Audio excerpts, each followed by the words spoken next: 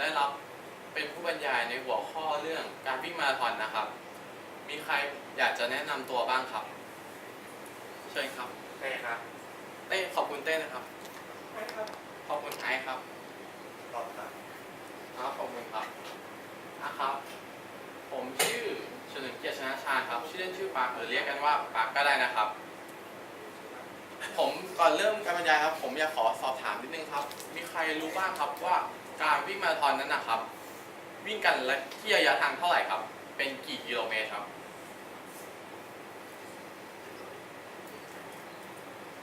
10 กิโลเชิญครับ10 กิโลครับเชิญครับครับ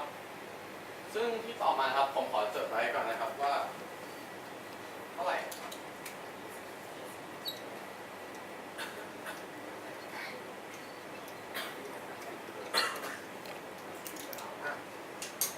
ซึ่งในหัวข้อการบรรยายครั้งนี้นะครับของผมจะเป็นการพูดเกี่ยวกับการวิ่งมาราธอนนะครับ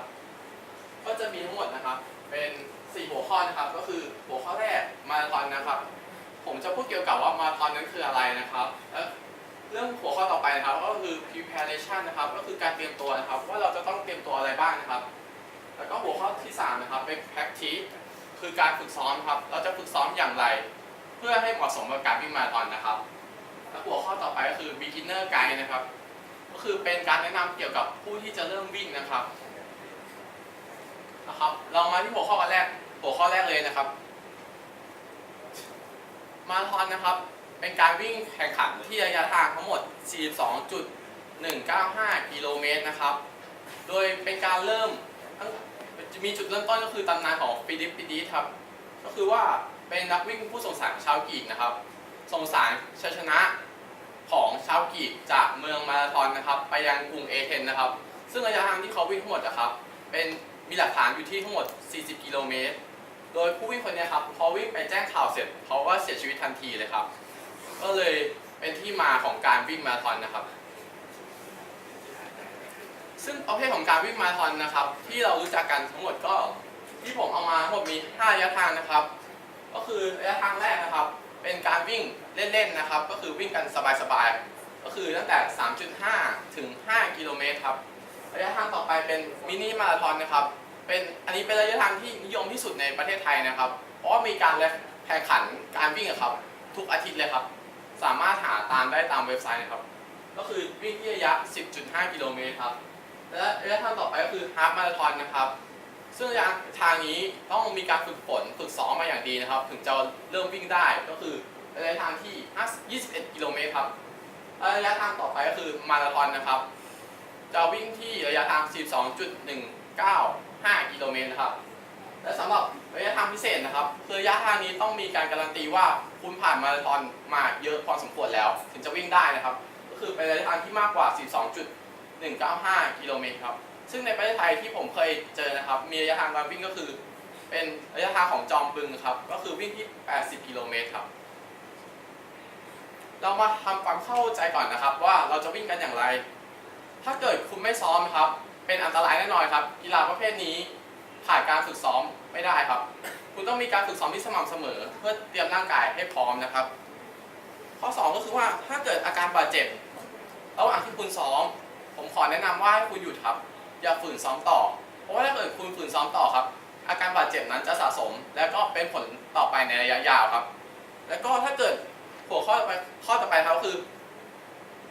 ในขณะที่คุณวิ่งแล้วคุณวิ่งไม่ไหวคุณจุกขอให้คุณพักครับแล้วก็เดินเพราะว่าเป็นการปกติครับเรื่องปกติมากสำหรับการวิ่งมาราธอนถ้าเกิดคุณไม่ไหวคุณพักแน่นอนเพราะว่าเพื่อให้ระยะต่อไปครับคุณสามารถเริ่มกลับมาวิ่งได้ดีกว่าคุณวิ่งไปแล้วก็เจ็บแล้วก็คุณก็จะหยุดแล้วคุณก็จะไม่ถึงเป้าหมายที่ตั้งไว้ครับครับสำหรับหัวข้อนี้มีใครสงสัยอะไรบ้างครับถ้าไม่มีผมขอผ่านนะครับ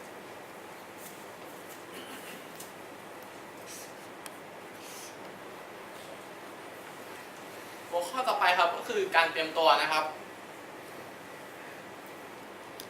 การเตรียมตัวนะครับเมื่อคุณเริ่มวิ่งมาราธอนแล้วครับคุณจะไม่สามารถรู้ได้ว่าคุณต้องวิ่งไปถึงไหนแล้วคุณรู้อะไรบ้างครับ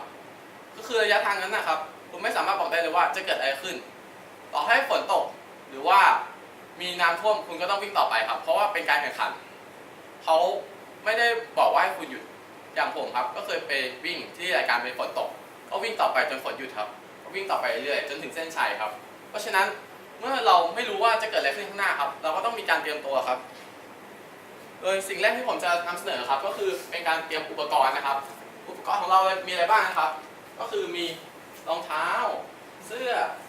และก็กางเกงครับโดยรองเท้าครับก็คือแล้วแต่ความถนัดของบุคคลครับโดยที่เราจะดูที่ตัวรองเท้าครับเป็นหลักว่าลักษณะเนี้ยก็จะมีตามไกด์ครับว่าเป็น running แล้วเขาจะบอกว่าระยะทางที่เท่าไหร่10 กิโลเมตร20 กิโลเมตรหรือว่า40 กิโลเมตรครับอย่างคู่นี้นะครับของผมเป็นรองเท้า running ที่วิ่งระยะทางที่10 กิโลเมตรนะครับแล้วก็ลักษณะของรองเท้าครับเป็นตัวพื้นนะครับพื้นจะไม่ได้เรียบครับพื้นมีรอยผุพังข้างในสำหรับการวิ่งพื้นถนนหรือว่าพื้น outdoor นะครับต่อไปเป็นรองเท้าคู่ต่อไปครับก็คือเป็น Nike Air Max ครับก็คืออันนี้สำหรับการวิ่งเทรนนีหรือว่าฝึกซ้อมนะครับก็คือเป็นการวิ่งในลู่นะครับหรือว่า indoor ที่เขาเรียกกันนะครับโดยพื้นรองเท้าครับก็จะเป็นเรียบๆนะครับไม่มีปุ่มผูกขาแบบคู่ที่เป็น outdoor นะครับ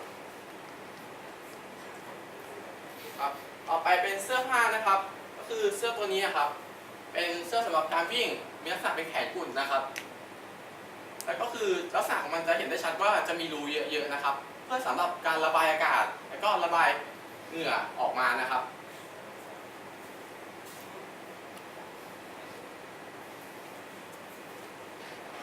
ต่อไปก็เป็นเสื้ออันนี้เป็นเสื้อของงานวิ่งมหาลัยเมื่อปีที่แล้วนะครับก็คือจะเป็นลักษณะเป็นเสื้อแขนสั้นนะครับแล้วก็มีรูระบายอากาศเหมือนกันครับสำหรับยืดหยุ่นตัวผ้าก็จะระบายอากาศได้ดีแล้วก็เหมาะสำหรับเอาไว้ใช้วิ่งแล้วก็หรือว่าออกกำลังกายที่มีการออกกำลังกายที่เหงื่อออกเยอะมากครับต่อไปเป็นกางเกงครับกางเกงตัวนี้ก็คือว่าเป็นลักษณะของเป็น Nike ครับก็คือว่ามันจะมีลักษณะที่ว่าตัวขาเนี่ยครับเป้าจะลึกกว่าปกติครับปกติก็คือว่าเนี่ยครับเป้ามันจะลึกเข้าไปแล้วก็ทำให้เราช่วงเวลาเราก้าวขาครับมันจะมีการก้าวที่ได้มากขึ้นหรือว่าระยะที่สบายขึ้นครับต่อไปเป็นกระเป๋าคาดเอวนะครับอันนี้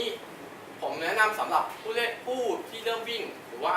ผู้ที่วิ่งเกินระยะสูงๆต่อไปนะครับก็คือว่าในกระเป๋าวิ่งเนี่ยครับเขาจะใส่กันก็คือเป็นอาหารเสริมหรือว่าน้ำดื่ม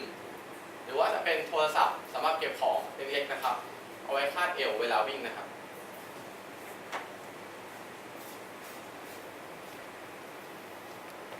ต่อไปเป็นการเตรียมตัวเราก็คือเราก็ต้องมีการเตรียมอาหารนะครับเพื่อให้ว่าเรามีพลังงานในการวิ่งนะครับโดยที่ผมจะนำมาเสนอวันนี้ก็คือเป็นอาหารที่พอสามารถหาได้ง่ายก็คือเราสามารถจัดเตรียมสะดวกเพื่อออกและได้ผลที่ประสิทธิภาพที่ระดับสูงครับอย่างแรกครับที่เราควรเตรียมแน่นอนครับน้ำดื่มครับก็คือว่าเวลาคุณออกกำลังกายคุณก็ต้องมีการเสียน้ำซึ่งการดื่มน้ำนะครับผมแนะนำว่าก่อนเริ่มวิ่ง1 ชั่วโมงให้ดื่มไม่เกิน3 อึกครับเพราะว่าถ้าเกิดคุณดื่มเกิน3 อึกคุณจะมีอาการจุกในเพื่อคุณออกกำลังกายหนักและระหว่างการวิ่งครับขอแนะนำให้ดื่มทุกๆ2 กิโลดื่มแค่1 อึกครับถ้าเกิดคุณดื่มมากกว่านี้คุณจะมีอาการที่ว่าเป็นdehydration นะครับก็คือว่าอาการที่น้ำเกินไปและก็อาการหนึ่งถ้าเกิดคุณไม่ดื่มน้ำเลยคุณก็จะเป็นอาการขาดน้ำครับร่างกายก็คือจะไม่มีเหงื่อขับออกมาแล้วทำให้ร่างกายของคุณเป็นตะคริวได้ครับต่อไปเป็นอาหารที่จัดเตรียมได้ง่ายแล้วก็มีการใช้กันอย่างแพร่หลายนะครับก็คือกล้วยหอมนะครับซึ่ง1 ลูกนะครับมีปริมาณแคลอรี่อยู่ทั้งหมด80 กิโลแคลอรี่นะครับซึ่งในการวิ่งมาราธอนนะครับที่ระยะทาง10 กิโลคุณวิ่งต่อเนื่องเป็นระยะเวลา1 ชั่วโมงคุณจะใช้พลังงานทั้งหมด600 ถึง 700 แคลอรี่ซึ่งหมายความว่ากล้วย1 ลูกก็คือกินได้80 แคลอรี่เท่ากับว่าคุณต้องกินกล้วยถึง5 ลูกแต่ในความเป็นจริงแล้วก่อนการวิ่ง1 ชั่วโมงครับคุณควรกินแค่1 ลูกครับเพราะว่าร่างกายของคนเราอะครับจะมีพลังงานสะสม ที่สะสมมาก่อนแล้ว จึงไม่จำเป็นต้องรับประทานไปเยอะ ถ้าเกิดคุณรับประทานไปเยอะ ผลที่ตามมาก็คือว่าคุณจะเกิดอาการจุก เพราะว่าร่างกายไม่สามารถย่อยสลายพลังงานนั้นได้ทัน ซึ่งตัวต่อไปนะครับที่ผมจะแนะนำก็คือว่าเป็น Power Gel นะครับซึ่งหลายคนอาจจะไม่รู้จัก ซึ่งอันนี้ครับเป็นอาหารเสริมที่มีการย่อยสลายที่รวดเร็วครับเหมือนในระดับเดียวกับน้ำครับก็คือว่าเมื่อคุณทานเข้าไปคุณก็สามารถดูดซึมได้เลยนะครับ ซึ่งตัวนี้ครับจะมีพลังงานแคลอรี่ทั้งหมดนะครับเป็น130 กิโลแคลอรี่ซึ่งเทียบเท่ากับกล้วยหอม1 ลูกครึ่งนะครับ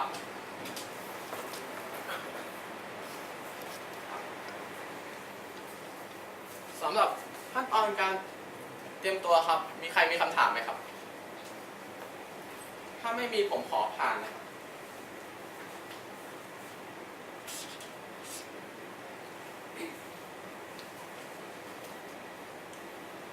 มาถึงหัวข้อต่อไปครับก็คือการฝึกซ้อมนะครับรูปแบบการฝึกซ้อมนะครับใน1 สัปดาห์คุณควรจะมีทั้งหมด6 รูปแบบนะครับก็คือ running workout คือการออกกำลังกายวิ่งเพื่อจับจังหวะนะครับก็วิ่งที่ระยะทางประมาณ 4-5 กิโลเมตรสำหรับผู้วิ่งที่วิ่ง 10 กิโลเมตรนะครับส่วน cross training ก็คือการออกกำลังกายรูปแบบอื่นนะครับเช่นเป็นปั่นจักรยานว่ายน้ำหรือปกอย่างอื่นนะครับที่ไม่ใช่การวิ่งครับต่อไปเป็น long run ก็คืออันนี้เป็นการฝึกซ้อมเพื่อให้รู้จักกับสภาพจริงก็คือวิ่งเป็นระยะทางไกลครับและต่อไปเป็น strength training ก็คือการฝึกร่างกายกล้ามเนื้อนะครับหรือว่าการเล่นเวทนะครับต่อไปเป็นการ walk ก็คือว่าเป็นส่วนหนึ่งของการฝึกครับเมื่อคุณวิ่งเสร็จคุณควรที่จะเดินเพื่อให้ร่างกายผ่อนคลายและก็ลดความตึงเครียดครับต่อไปเป็นการพักครับใน1 สัปดาห์คุณควรจะมีการพักที่เหมาะสมครับอันนี้เป็นตัวอย่างการฝึกของผมภายใน1 สัปดาห์ครับโดยอันนี้ครับจะจัดตามเวลาว่างของผมก็คือตามตารางเรียนตารางสอนของผมเองครับโดยวันจันทร์ผมก็เป็นการฝึกแล้วก็ผมจะจัดเป็นช่วง3 วันนะครับก็คือออกกำลังกายหนัก3 วันแล้วก็พัก1 วันนะครับแล้วก็ลองไปจัดสรรกันดูตามแบบแผนของตัวเองนะครับต่อไปประเภทของการวอร์มอัพนะครับเมื่อคุณเริ่มวิ่งคุณก็ต้องมีการวอร์มครับการวอร์มอัพให้วอร์มอัพอย่างน้อย20 นาทีถึง 30 นาทีนะครับเพื่อให้ร่างกายเตรียมตัวก่อนที่จะเริ่มวิ่งนะครับโดยวอร์มอัพนะครับผมแบ่งเป็น2 ประเภทก็คือ strength exercise ซึ่ง strength exercise เนี่ยครับก็คือเป็นการวอร์มอัพแบบยืดกล้ามเนื้อยืดแบบทั่วไปครับแต่ cardio exercise ครับก็คือเป็นรูปแบบที่ว่าคุณทำการจ็อกกิ้งในระยะเวลาสั้นที่ความถี่สูงมากเพื่อให้หัวใจครับมีการเต้นที่สูงขึ้นเพื่อเตรียมพร้อมไปสำหรับการวิ่งมาราธอนส่วนต่อไปครับก็คือการคูลดาวน์ก็คือการปรับความถี่ของหัวใจครับให้ลดลงเป็นปกตินะครับซึ่งจะทำหลังจากการวิ่งเสร็จนะครับรูปแบบของการวอร์มอัพอะครับกับคูลดาวน์ครับไม่เหมือนกันนะครับก็คือการวอร์มอัพเป็นการเพิ่มอัตราการเต้นของหัวใจครับเพื่อให้ร่างกายเตรียมพร้อมและเป็นการบอกร่างกายว่าเรากำลังจะมีกิจกรรมที่ใช้ร่างกายที่หนักมากครับส่วนการคูลดาวน์ครับเป็นการบอกร่างกายว่าร่างกายของคุณกำลังจะพักผ่อนและก็กลับสู่สภาวะปกติซึ่งท่าวิ่งนะครับท่าวิ่งสำหรับการฝึกซ้อมท่าวิ่งที่1นะครับเป็นท่าวิ่งที่คนที่ใส่รองเท้าเขาวิ่งกันนะครับท่าวิ่งที่1ครับก็คือเป็นท่าที่วิ่งคนใส่รองเท้าเขาจะวิ่งกันโดยที่ลักษณะของรองเท้าครับจะกระแทกที่พื้นในระดับที่ว่าก้าวเกินลำตัวครับแล้วผลที่เกิดขึ้นคือว่าแรงจากพื้นนะครับจะกระแทกเข้าสู่หัวเข่าครับแล้วก็จะไม่ผ่อนคลายไปที่ลำตัวหรือกระดูกส่วนสันหลังที่เอาไว้เป็นแกนกลางในการเคลื่อนที่ครับทำให้เรามีอาการเจ็บเข่าหรือว่าเป็นอาการอื่นออกมานะครับส่วนท่าวิ่งที่2ครับเป็นท่าวิ่งที่ถูกต้องก็คือว่าเราก้าวไม่เกินช่วงลำตัวครับก็คือว่าแรงที่จากพื้นนะครับจะกระแทกเข้ามาที่เข่าแล้วก็เข้าสู่ลำตัวแกนกลางเป็นส่วนรับน้ำหนักนะครับทำให้เราลดอาการบาดเจ็บหรือว่าเหตุอื่นๆที่ตามมาจากการวิ่งได้นะครับครับผมขอจบหัวข้อการฝึกซ้อม เท่านี้ครับ มีใครมีคำถามอะไรไหมครับ ครับ ครับ ครับ เวลาในระหว่างที่วิ่งเนี่ยแล้วมีอาการบาดเจ็บบริเวณข้อเส้นหัวเข่านะครับมีวิธีการแก้ไขอย่างไรบ้างครับครับคำถามนี้ผมขอตอบเป็นส่วนบุคคลนะครับ เพราะว่าอาการเจ็บเข่าอะครับเป็นปัญหาของแต่ละบุคคลแต่ละบุคคลเกิดปัญหานี้ไม่เหมือนกันครับผมขออนุญาตจดไว้นะครับ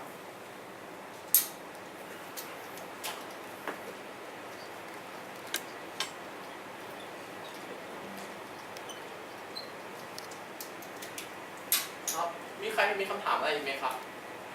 ผมขออนุญาตผ่าน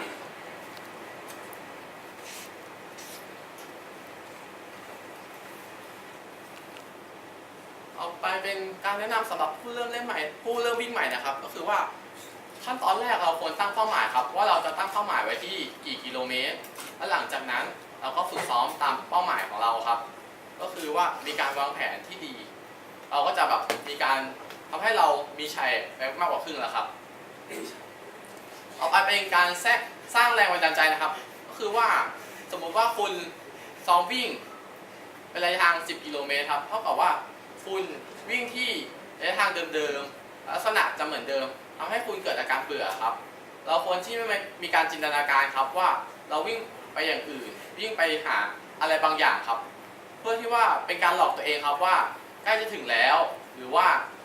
เป็นการสร้างแรงบันดาลใจให้กับตัวเองว่าเราจะควรที่จะวิ่งต่อไปครับแล้วก็ส่วนต่อไปก็คือกลุ่มเพื่อนครับเป็นกลุ่มเพื่อนจะมีส่วนในการช่วยกันดึงหรือว่าพาผู้เริ่มวิ่งครับให้วิ่งต่อไปได้ไกลขึ้นอันนี้ผมก็คือขอแนะนำว่าสำหรับผู้เริ่มวิ่งใหม่นะครับให้หากลุ่มเพื่อนหรือว่ากลุ่มที่มีการวิ่งเป็นประจำให้เขาช่วยฝึกซ้อมหรือว่าเป็นการสร้างแรงบันดาลใจอย่างหนึ่งครับครับผมขอจบหัวข้อการพูดเกี่ยวกับ beginner guide เพียงเท่านี้ครับมีใครมีคำถามอะไรไหมครับไม่มีนะครับผมขอให้ทุกคนนะครับทำแบบสอบถามที่อยู่บนโต๊ะในช่วงพักเบรกด้วยครับแล้วก็ผมขอพักเบรกเป็นระยะเวลา5 นาทีนะครับแล้วก็เดี๋ยวมาพบกันใหม่ครับขอบคุณครับครับจากแบบสอบถามที่ทุกคนแต่ละคนได้ทำไว้นะครับ มีความน่าสนใจมากในการออกกำลังกายของแต่ละบุคคลนะครับแล้วก็ผมได้ตอบคำถามของคุณโจ้ไว้แล้วนะครับในช่วงพักเบรกนะครับผมขออนุญาตลบนะครับ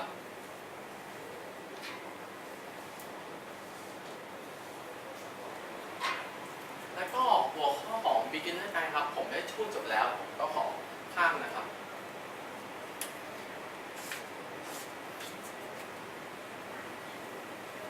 ครับในช่วงที่2ของเราครับจะเป็นการพูด wrap up นะครับหรือว่าสรุปย่อนะครับซึ่งหัวข้อแรกครับที่เราพูดกันคือมาราธอนนะครับมาราธอนเรามีอะไรบ้างหลายคนก็ได้ทราบกันไปแล้วนะครับแล้วก็การเตรียมตัวนะครับการเตรียมอุปกรณ์ที่หาได้ง่ายหรือว่าการอุปกรณ์สวมใส่ของเรานะครับต่อไปเป็นการฝึกซ้อมครับเป็นการจัดตารางฝึกซ้อมของแต่ละบุคคลแต่ละประเภทว่าเราควรจะมีอะไรบ้างนะครับ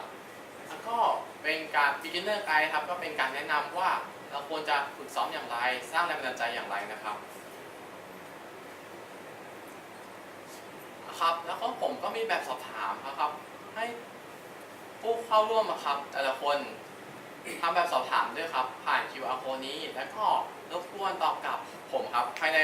ระยะเวลา 10-15 วันนะครับและก็หากท่านใดมีอะไรสงสัยนะครับก็ขอให้ถามได้เลยครับมีใครมีคำถามอะไรไหมครับถ้าไม่มีครับหรือว่าท่านใดมีคำถามเพิ่มเติมและต้องการถามเป็นส่วนตัวนะครับกรุณาตอบกลับมาที่อีเมลนี้เลยนะครับ